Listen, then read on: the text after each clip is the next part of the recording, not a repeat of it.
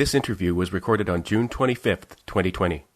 Hi, I'm Len Epp from LeanPub, and in this episode of the Front Matter podcast, I'll be interviewing Matt Vaughn. Based near Denver, Matt is a full-stack software architect and developer and popular speaker who builds enterprise applications and focuses in particular on the Angular web development, or web application framework. You can follow him on Twitter at AngularLicious and check out his websites at AngularLicious with a .us and AngularArchitecture.com. You can also check out his Angular Architecture podcast at angulararchitecture.com/podcast and the blog at angulararchitecture.com/blog.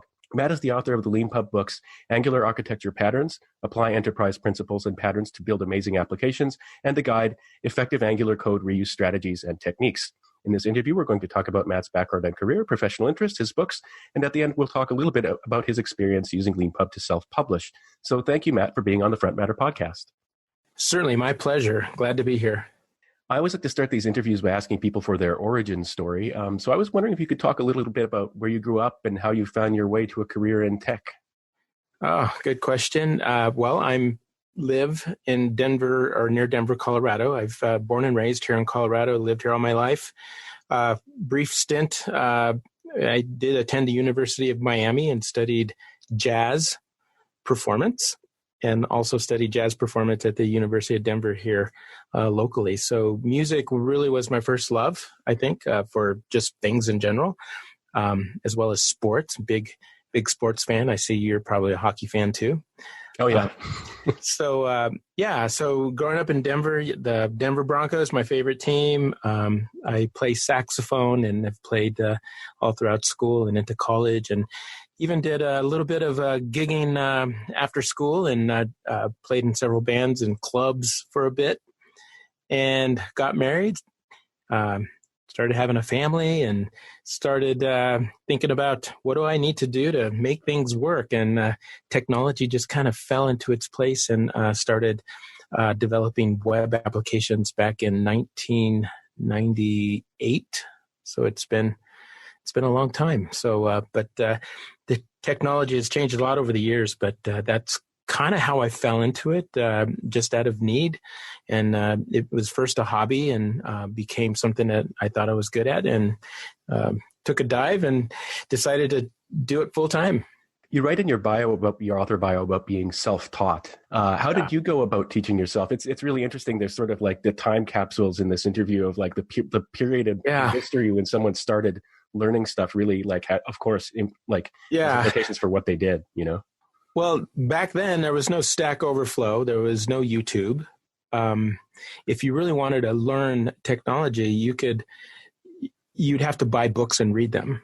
And I didn't even know that at the time, that there were actually books on tech and script and how to build web apps and things like that. And I was out with my wife one afternoon and running some errands, and she ran into a different store. I ran into the bookstore, and I saw on the shelf this used book on ASP, Active Server Pages. It's a Microsoft technology with VB Script. So that kind of dates me. So pretty old technology, but I saw that book and I'm like, that's exactly what I'm doing at work. And I've been struggling for months trying to figure things out.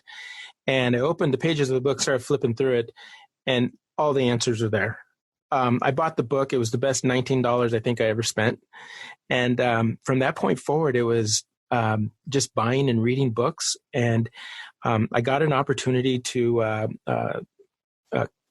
join a consulting company here in Denver.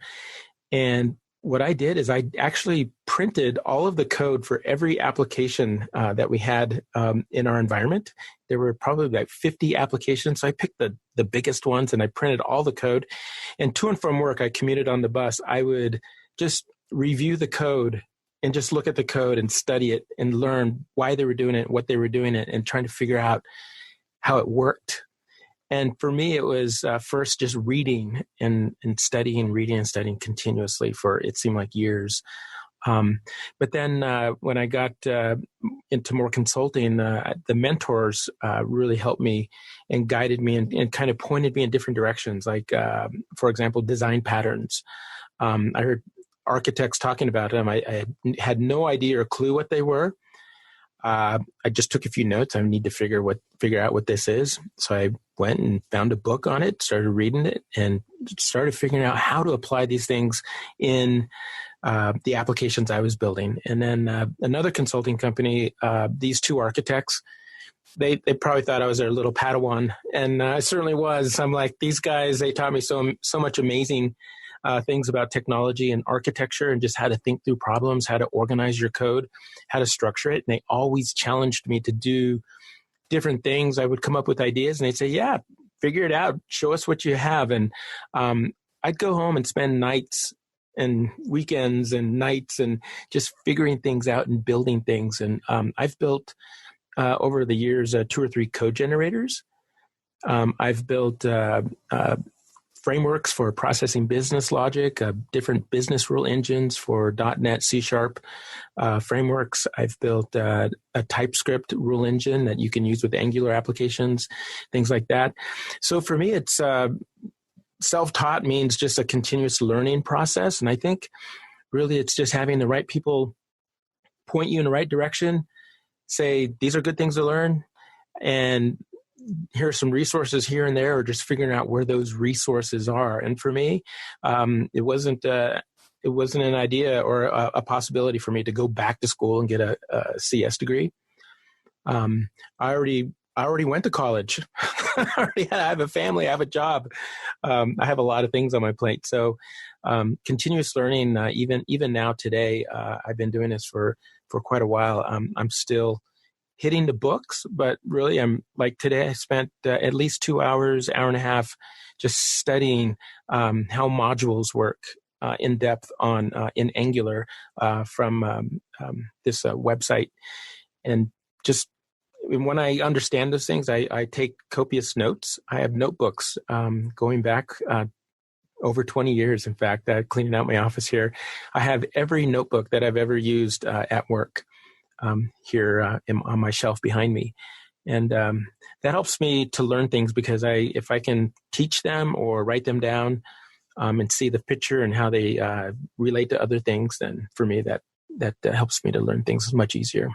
Thanks very much for sharing that story. It leads me to ask a question that actually comes up pretty often on the podcast when I'm interviewing LeanPub authors, which is if they didn't go to computer science, they didn't get a formal computer science degree, do they wish they had if they'd had the opportunity to do so? And if they did get one, do they regret having done so? Or if they were starting out now, would they just do it completely differently given, the Stack Overflows and all of the incredible resources available? So the form of that question to you would be, you said you'd already been to college, you had a family, you had responsibilities and things like that. But if you could have, do you think it would have been better to have done a degree? Well, I think it might have fast-tracked my career a little bit. So having to kind of learn on your own and teach yourself over the years with the books, I think I probably could have used my time a little more wisely. But I think I learned a lot of different things along the way. And I would say that personally for me, I wouldn't trade that. Now I see what computer science teaches our developers and engineers today, and I really appreciate having them on my team to work with because of their perspective and the things that they know. And I've learned a lot of those things as well, but there are things that I have really paid a lot of attention to and studied in depth that they really didn't touch on very much in college. So there's a balance there. And I think when I think of teams and development teams, I want diversity on my team. I want people with different backgrounds and different skill sets and resources. I don't want every developer to have the same skill set, to look just like the next guy next to them. That diversity is really what creates innovation and different ideas and such. So I wouldn't trade it. In fact, the same question about would I go to school for music again? No, I wouldn't. Oh, really? I think that kind of structure, I mean, I love the people, the bands and the music and the experience, but learning music theoretically first, I think it takes away the basics or the really the base elements of what music is. And what music is something that you hear and feel, and you can think about it later, but that's really what it is first. And that's why people fall in love with it. But if you learn how music is constructed and how symphonies or compositions are made and all the different structures and the harmonics and the melodies and all that stuff, when you listen to music, sometimes you think of that, and it takes away from the enjoyment of it sometimes. So I find myself having to really have to focus on not thinking about that so I can really enjoy music sometimes. Yeah, I think I know what you mean. My own version of that from my experience was I studied English literature. And I remember one time explaining my doctoral thesis proposal to my supervisor, and she said, "That sounds terribly unpleasant." And it honestly, it had never occurred to me that like reading could also be for pleasure. Yeah. Like it was just the unpleasantness. Like they're sort of like, no, it wasn't that I wanted it to be unpleasant or it needed to be unpleasant to be serious. It was just that pleasure was just and passion were just like completely orthogonal to what I was doing in my analysis of things from an academic perspective. Right. A lot of people just read to escape. Yeah. Well, and it's interesting too when you do study things on a theoretical level. It is difficult to then use them to relate to them in the same way other people do. And there's this element where like it dramatically increases the quality of the experience that you have. Like if you're a trained architect and you're looking at a building or something like that, but it can take away a kind of straightforward enjoyment of things. It does, yeah. And it's if you were a chef. Can you really go to a restaurant and enjoy a meal? You're probably thinking, how do they do this? What are these spices? Things like that. But on the other hand, though, I think being a musician first in life, when I approach problems at work or technical or business problems or solutions that we need to solve technically, for me, it's really very easy to decompose things and to see how one thing relates to another and how they relate from one end to this other end in terms of workflows and sequences and things like that. And for me, designing software is easy. I enjoy starting with a blank sheet of paper. Give me a concept. We can build this. And for me, I love doing that. And I think it partly comes from musical background, jazz, and just, loving things conceptually like that, and just knowing how to think through problems in a different way. In the next part of the interview, when we get to your book, I'm sure we'll be talking about design patterns and what you mean by architecture in the context of software and things like that. And I'm really looking forward to that. But before we do that, it's become a common feature of the podcast in the last couple of months to devote a little bit of time to talking about how the pandemic has affected the area where the interviewee lives and the people around them and how it's affected their lives. So if you wouldn't mind talking a little bit about how your community's been affected and how it's affected you. Yeah. I didn't realize how serious it was until work started talking about it, and they said, we're going to schedule a day where everyone works from home just to see if we can make it work.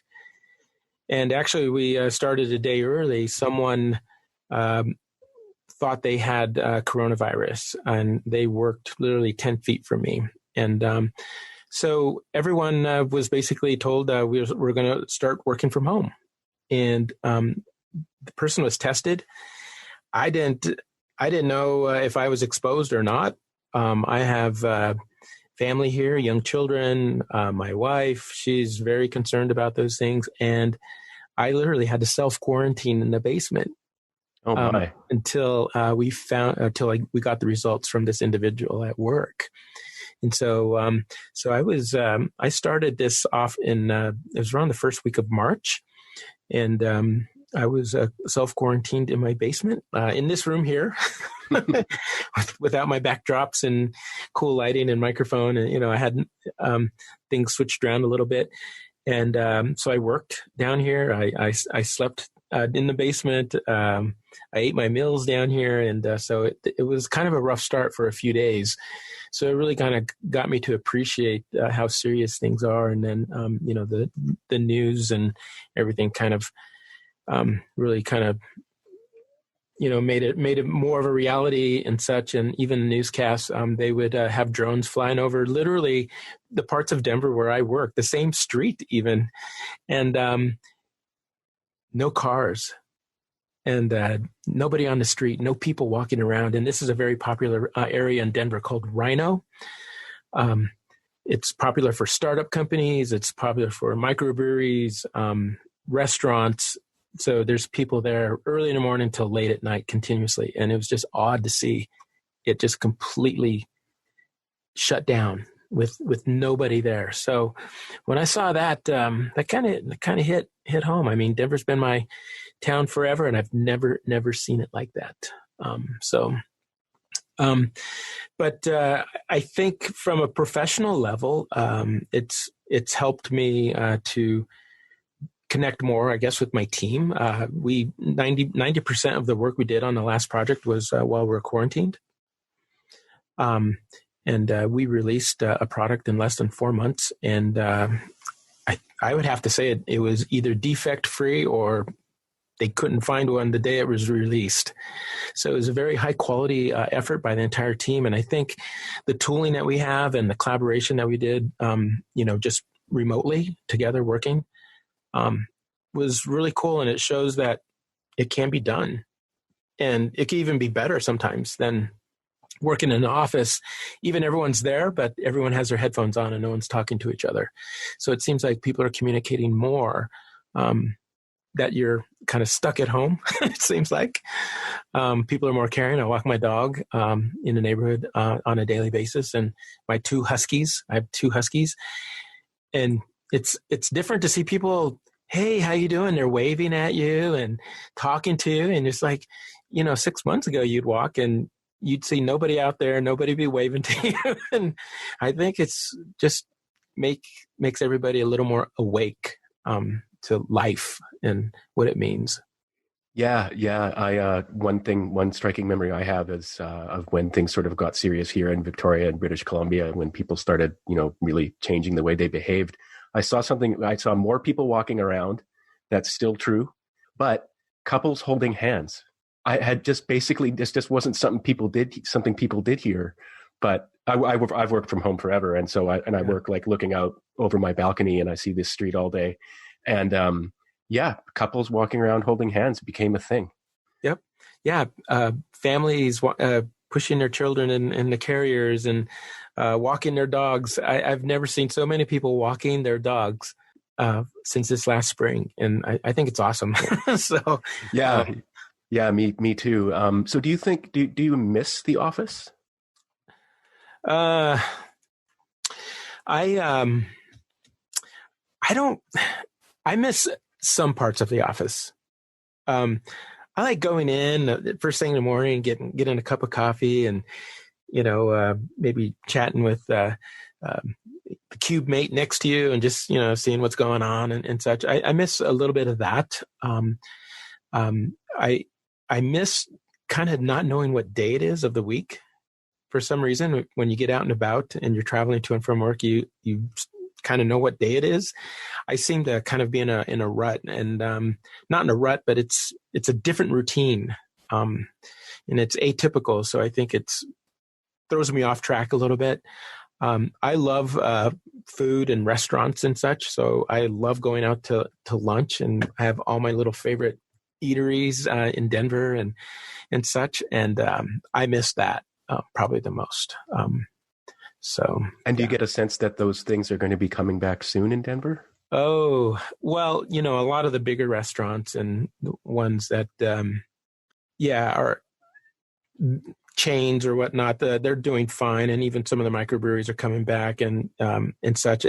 And a lot of them have been doing curbside takeout ever since. But one of my favorite little restaurants in North Denver, I've tried calling there about 3 times over the last few weeks.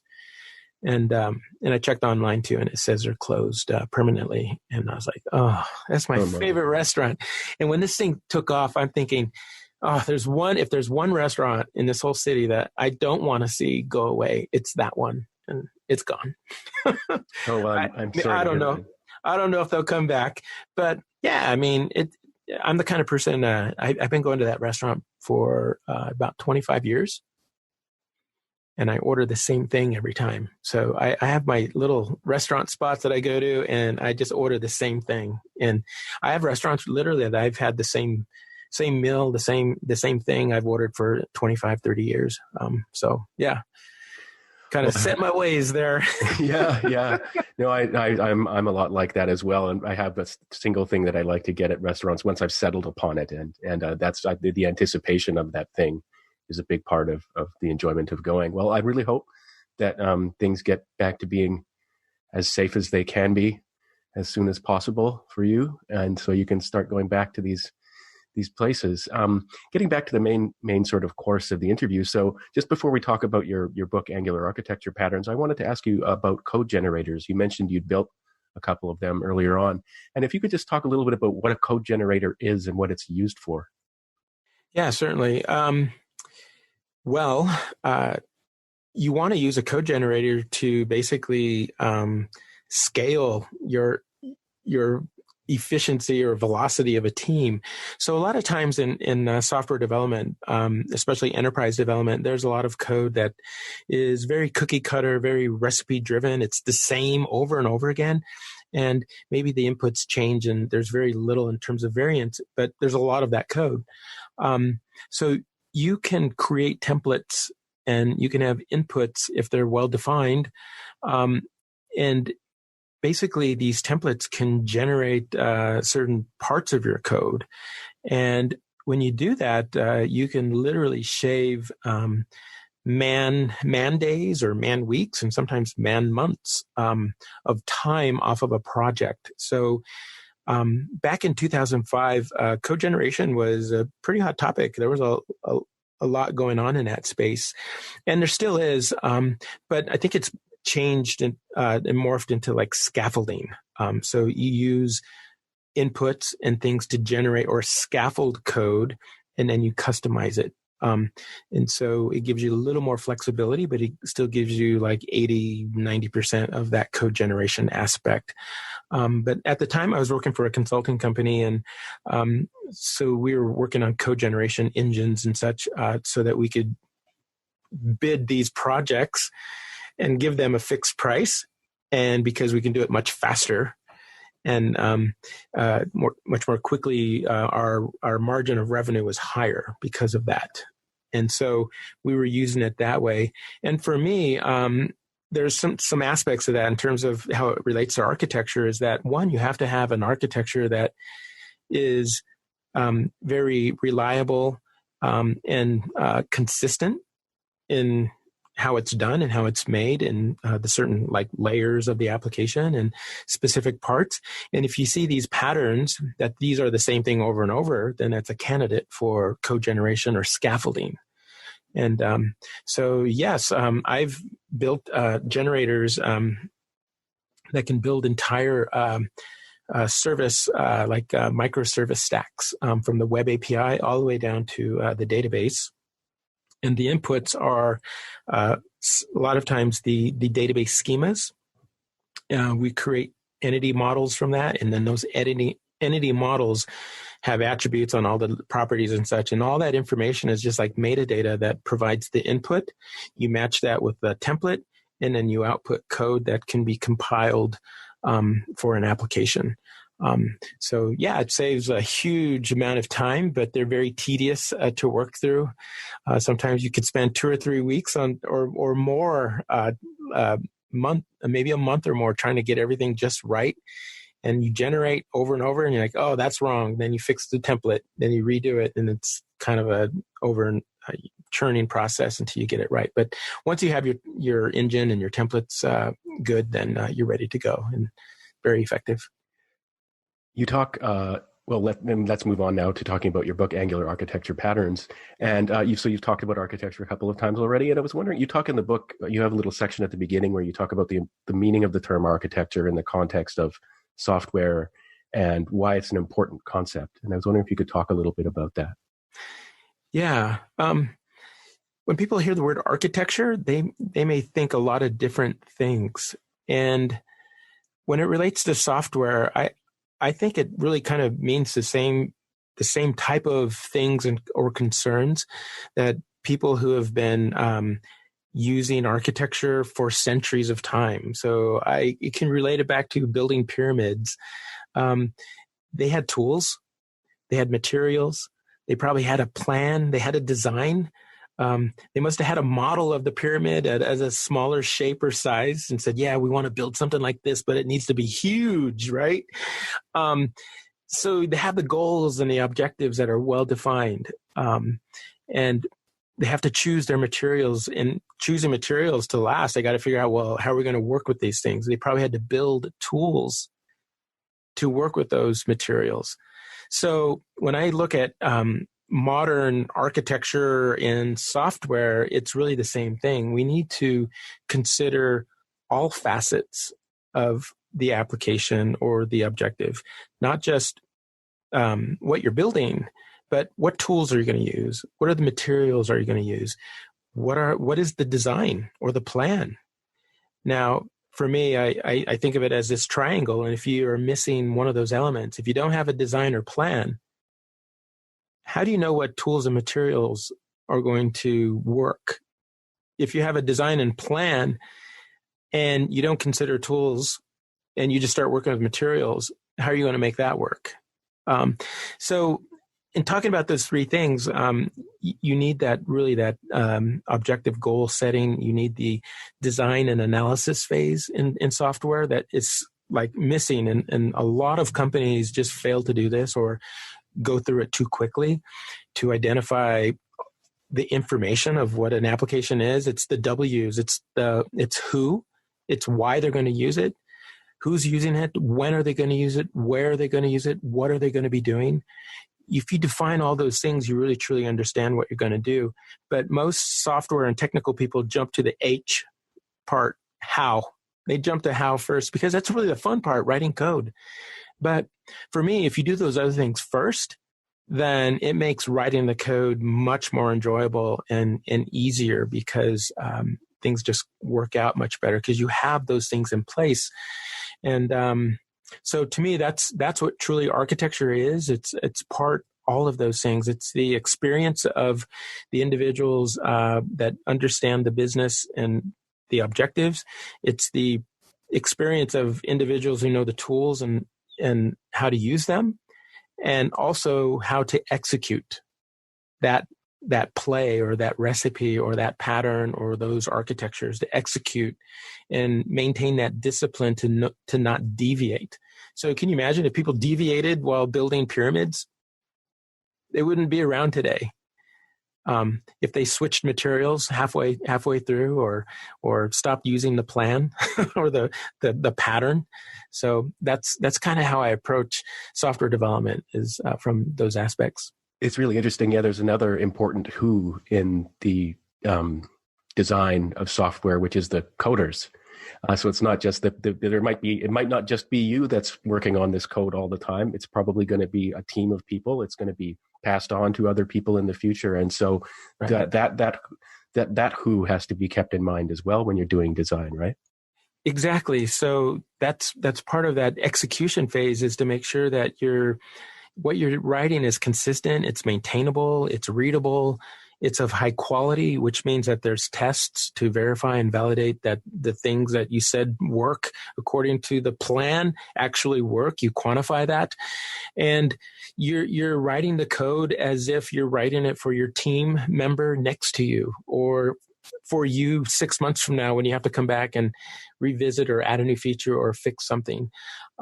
So it's that kind of mentality that it's a team approach. It should be a team approach. And I think, those aren't easy skills to acquire or easy to do. So it takes a lot of discipline and hard work, and it's a continuous effort. You just don't have great architecture once in the beginning and you still have it at the end. You have to continue to look at it and say, oh, did we do this right? Oh, no, we have to fix that to make sure that it's according to the plan or our standards. And that way, that person who comes back, it's enjoyable for them to work on it as well. And that's usually not the case in software development. People don't like doing maintenance work or fixing bugs because it's horrible to find one, where to fix it. And when you fix it, you probably break two or three other things. So that's not a happy place. Yeah, it's interesting. We'll maybe talk a little bit about your concept of a code scene investigator a little bit later, which I just absolutely loved that. But you mentioned something very important there, which is the impact that the positive impact that planning in advance can have on revenue. And it's really interesting you said that, because one of the reasons, and I know this mostly from interviewing people for the podcast, not from personal experience or professional experience so much, but one of the reasons that it's difficult to get, that many companies don't actually do a lot of planning in advance, is that there might be someone at a manager level or an executive level who's like, how much code have you written already? And then they have these metrics for like, how much progress has been made. And a product manager might have to report up how much progress has been made. So what have you built? And so doing extensive planning in advance can sometimes, from that kind of structural perspective, look like nothing's getting done. But one of the things that I've been told by battle-hardened people before is that if you can bring up the positive impact on the company's revenue when you're justifying this kind of change in a company's development culture, that can really help. So if there's someone listening to this who's like, oh man, I wish I could convince, my boss or my team lead to do more planning, what would you suggest, or one or two things they can think about doing when they're presenting their case? Yeah, I think in that you're quoting the guide that I just wrote, and I think I wrote a sentence there. It's if you do the right things now, it's going to enable you to do the right things later. And so sometimes it may appear that you're moving slow in the beginning, but to me, most of these applications, if they're long-lived, it's more of a marathon than a sprint. So you have to really think of the longevity of the application that you're working on. And if it is a key component of revenue for your company, that's the way you're going to look at it. So you're not going to cut corners in the beginning just to appear you're making huge progress. Because what that'll do is it'll create a certain amount of technical debt that sometimes you can't overcome. And if you think of a team of just even a few developers, say you have 3 developers and they work for 5 days, 1 week, that's 15 man days of development. What percentage of that is technical debt? And then you extrapolate that over time. How much technical debt are you acquiring in just a month or 3 months or 6 months? And after 1 year of that, you probably have so much technical debt that you'll never overcome it. So really, in the beginning is the right time to do it the right way, to make sure you have everything in place, make sure the foundation is there so that you can build upon it. Because going back to the foundation after the house is on it ain't going to happen. You're going to have to tear it all down if you want to do something like that. So that's why even in, home building or whatever, I mean, the time and attention is on the foundation. The home I live in right now, they did a soil test, and where I live, it's expansive soil. So they had to do caissons down to the bedrock. And then on top of the caissons, these steel girders across, and then they laid the foundation around it, and my house does not move. So it's probably even better than the house next to me who doesn't have that. But the foundation is the important thing. So that's really what you want to do, is if you want to be able to be nimble and fast in the future and continually as you develop, then do it the right way from the beginning. In your Architecture Patterns book, you also talk about the distinction between adhering to principles as opposed to following rules, which that distinction really appeals to me. And I was wondering if you could talk a little bit about what you mean by that. Yeah. Well, I think in general, human nature, people don't like rules, and I don't like them either. I think I'm a rule breaker, and I think people who've known me all my life can probably document all kinds of scenarios in my life where I've broken rules or whatever, or kind of bucked the system. But for me, principles never change over time, or rules change according to culture, time, politics, what have you. But principles are pretty much They're just bound by just something that makes sense, and they last and are easy to grasp and understand. And for example, in software development, there's a single responsibility principle and a separation of concerns principle. If you studied two principles, if you studied those two, I guarantee you're going to go 80 or 90% of delivering awesome applications. Your software is going to look great. It's going to do what it needs to just by following those two patterns. But that means a lot. So it's like, well, how do I implement those principles? What does that mean then? So that's really when you start studying architecture and maybe talking about the architecture book, like what is a layered architecture? Well, that gives you your separation of concerns. And you have these boundaries between these layers. Okay. What about single responsibility? Well, it makes sense in life and in your house where you live. Everything has a little responsibility. Every room in your house has a responsibility. Every thing in your house has a responsibility. Your lawnmower is responsible for mowing the lawn. So you keep it in the garage or the shed or whatnot. It's not in your living room. It doesn't belong there. So just like our software, there are things that shouldn't be here or there. They need to be moved to the right place or put in the right place. And so for me, these principles really guide that. And if you're following those two things, two principles, I mean, there's a lot more principles out there. Like there's books on them. There's the solid principles. There's clean architecture patterns, principles and such. Just follow those things. In talking about that, just remind me, I ordered this book. It's the 20th anniversary of the Pragmatic Programmer's book.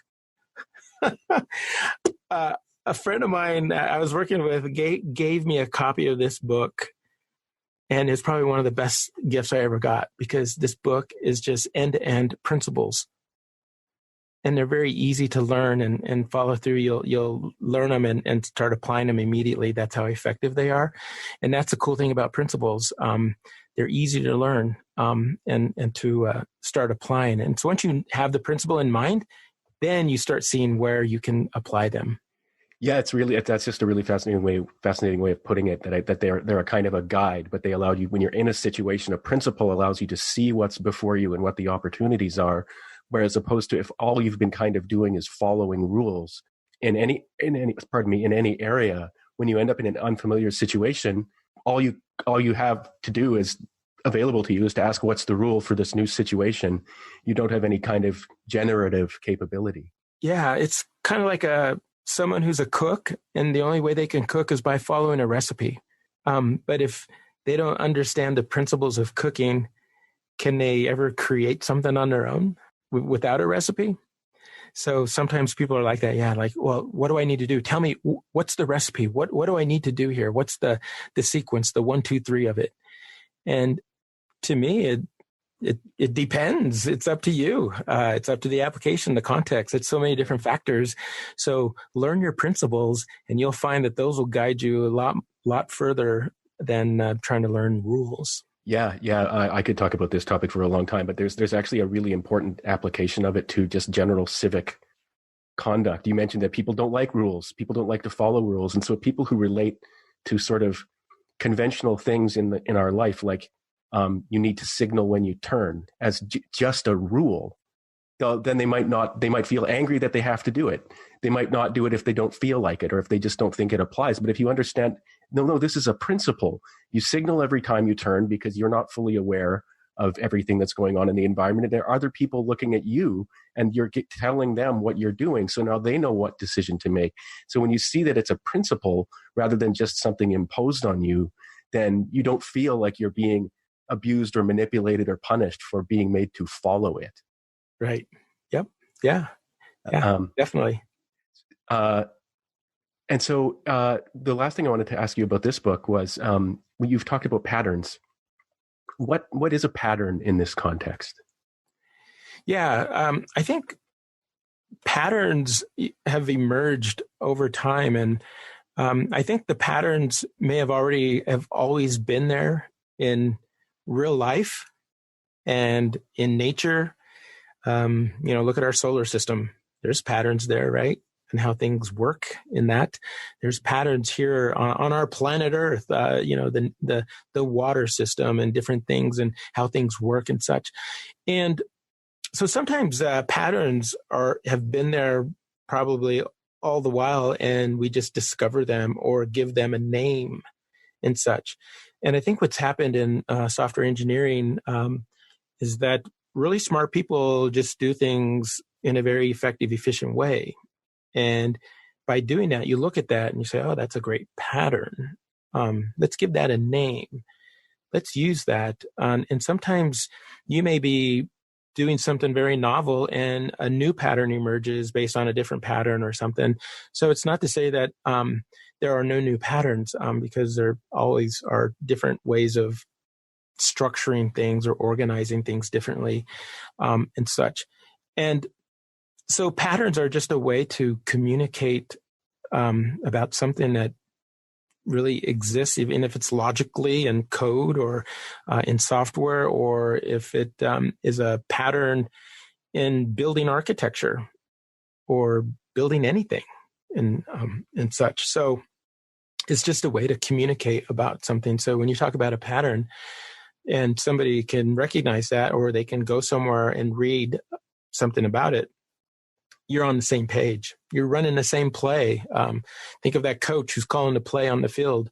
It's a pattern. In hockey, there's a play run, and the forwards have a certain route or pattern they're going to take towards the net or something. So if they don't follow that pattern, nobody is going to know where they're going to be or should be. But if everybody knows the pattern, then there's that sense of knowing how to do something, how to run that play, how to execute, how to structure this. And in sports, it's definitely there in sports, in most sports. Hockey, basketball, football for sure, things like that. There's lots of patterns and plays and such. And everybody has to study those playbooks and not rules, but study the plays and know if they do need to make a micro adjustment, they're still running the essence of the pattern and sticking within the frame of the play, and it's still effective. But they may make micro adjustments, and you see quarterbacks do that all the time when they walk up to the line of scrimmage, And we have to do that also in software. I mean, you're not going to say, here's the pattern, and it's going to work 100% of the time. There may be circumstances where you have to deviate, but that's a micro adjustment.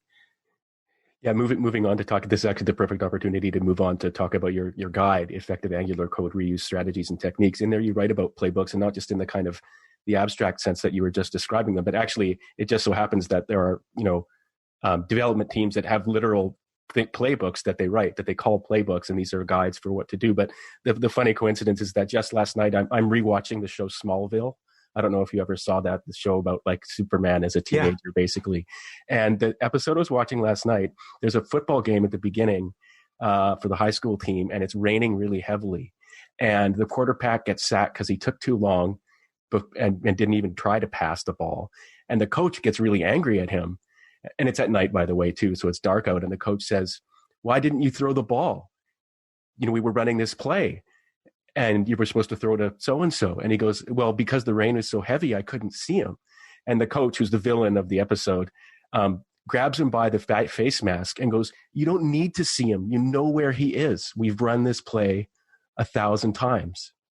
Right. And it was just so striking. But anyway, I thought I'd bring up that funny coincidence that just last night, this sort of perfect example of exactly what you're describing. Exactly. That's a great analogy. Yeah. It's funny. And in the book, speaking of funny, you actually have a really fun section where you talk about like the importance of reusing code and why that can be so valuable. And you have a great line: "If you want a chicken sandwich, do you purchase some chickens and raise them in your backyard?" And of course, maybe in COVID times, people are doing that a little bit more than they used to, but it's a really important idea that, we don't, when we do things in our normal life, we don't build everything from scratch, and building software there's a really important application of that idea in software as well. Yeah, I think when you learn how to code and build things, or if you're a musician, you know how to compose and write music, like I would write this from scratch, right? And I think developers, particularly, I've seen cases where they build amazing things. Yes. But you didn't need to build that. And it doesn't even relate to the business that the company is trying to achieve here. But that's really cool that you did that, but it adds really no value. So for me, I think it's unpopular sometimes is to say that, like, well, that adds no value. It's really the use of that is the value. So whether you make it or not, it's the use of it. And I learned that from one of my uncles who dealt in restaurant equipment. Hey, it's not the stove in your restaurant that's going to make you a great restaurant. It's using that stove. So he would always tell his clients, lease the stove. Don't spend all your capital and all that money up front buying all this new equipment when you can lease and get going and use it and start making money. And so you apply that same simple little principle to if build it or don't build it type thinking, and you just build the right things that add value. And then, you can focus on those, and that'll make what you do build a lot more high quality because you're really kind of focusing on the right thing.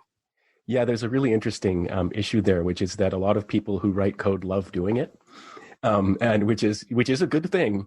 But what it does mean is that you can just find yourself down a fascinating path that's inherently enjoyable, has all kinds of like reinforcement feedback in it, and even whole teams can go down these paths and build something really interesting that is totally unnecessary. Yeah. I've seen people take a 3-hour or a 3-day project and turn it into a 3-week or a 3-month science experiment.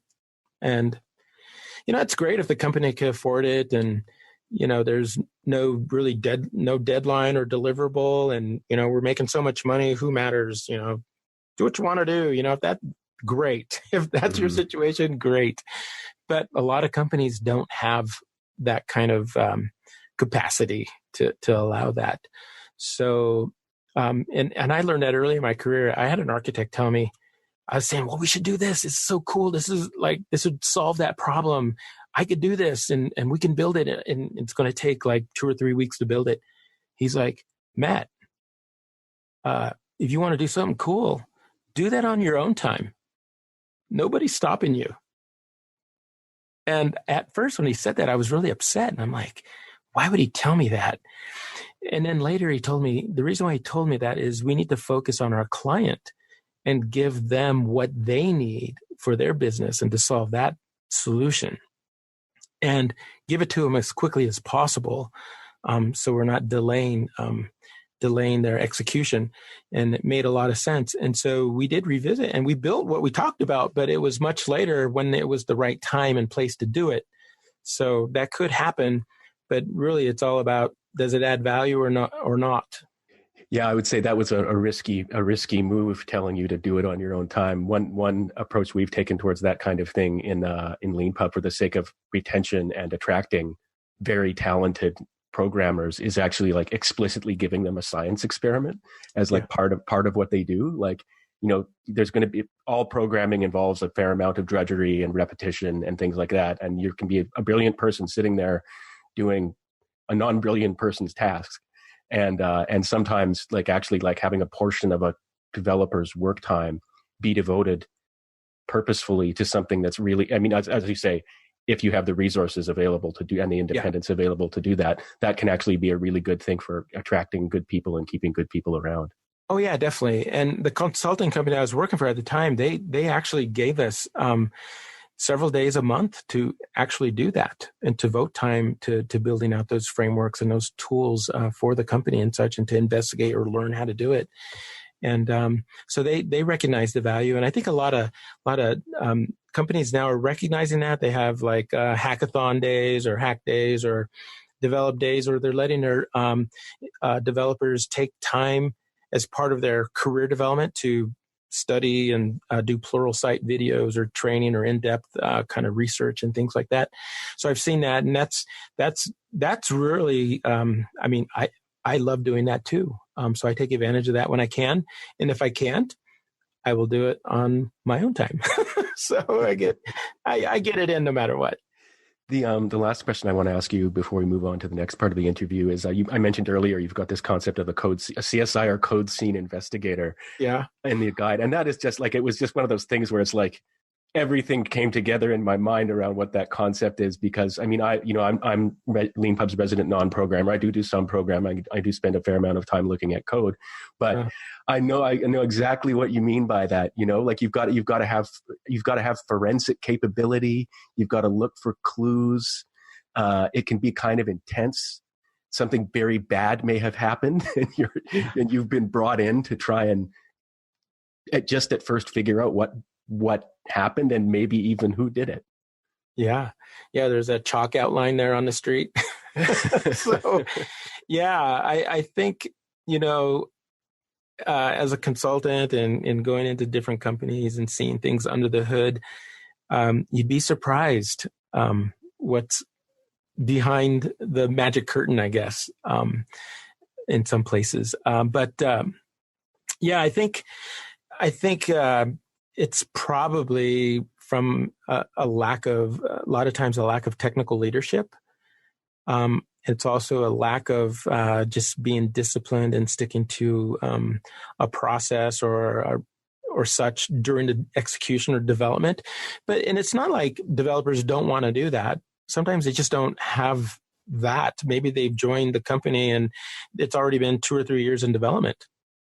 You can't rewrite everything or change everything. It's just the way it is.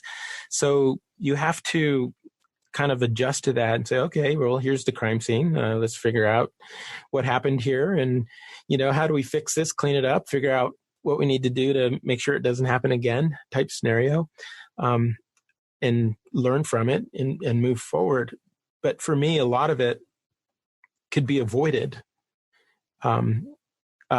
If you do the right things up front. And a lot of that is really making sure you have that plan, that architecture, those designs and such, but then make sure the discipline to make sure it maintains that. And a lot of teams go through that process. They have peer reviews and merge requests and pull requests and things like that to review code.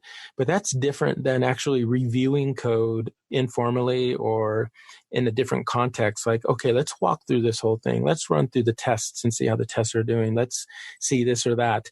And when you're doing those things, you're actually self-correcting as you go. So you pay as you go. And you have a lot less or even sometimes no technical debt in some areas of your app.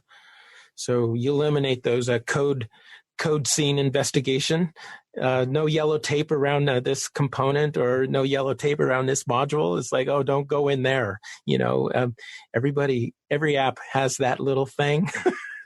So, yeah. Yeah. And the tools that you have available can actually change the way you go about looking into the sources of problems. Of course, this reminds me of a really great John Mulaney joke I can't help but share. So he's talking about, in one of his stand-ups, he talks about what it must have been like to do like crime scene investigation in like the 1920s before they had any DNA testing or anything like that.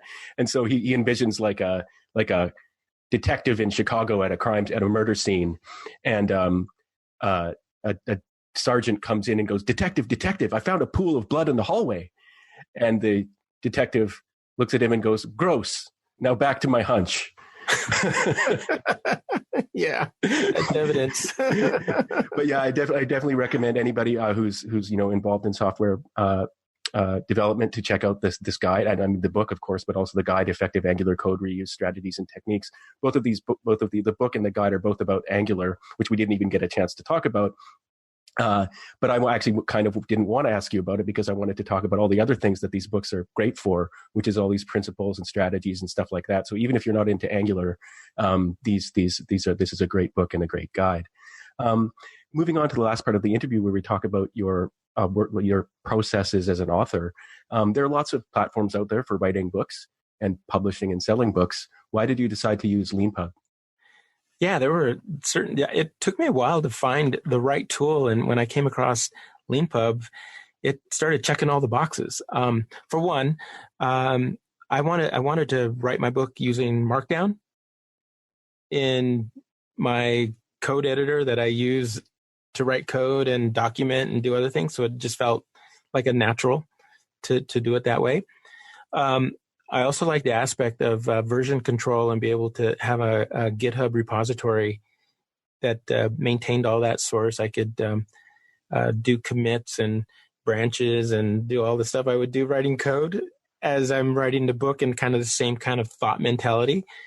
And it's very safe. It felt safe and secure that way, and being able to push to a repository and have it have the links or the hooks, the web hooks, to kick off builds or previews of the book. That was pretty awesome. Excuse me. So those were probably the top things for me. And I also liked the aspect of, it seems like a lot of technical authors are on LeanPub. So it was a great kind of opportunity there. It seems like, a good fit. And then, the ability for someone to even create their own price for a book, or if you wanted to offer the book free. For quite a while now, I've been offering the Angular Architecture Patterns book for free. Just because I feel people should just learn about this in any way they can. So I've been offering these publications for free.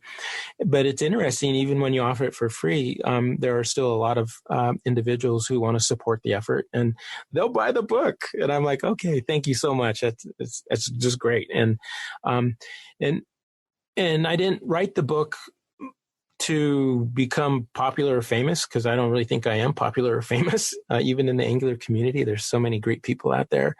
But I just thought that I had a unique approach or a way of describing things or a message that I wanted to deliver. And I've had people or other publishing companies contact me about publishing books, and they basically gave me the outline.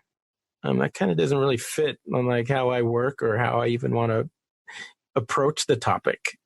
So being able to do it my way was pretty awesome. So LeanPub was perfect. It checked all the boxes for me. Yeah, thanks for sharing all of that and for the positive words. We always really appreciate that. But it's interesting. In addition to being a platform that typically attracts technical people, LeanPub also tends to attract kind of independent types as well.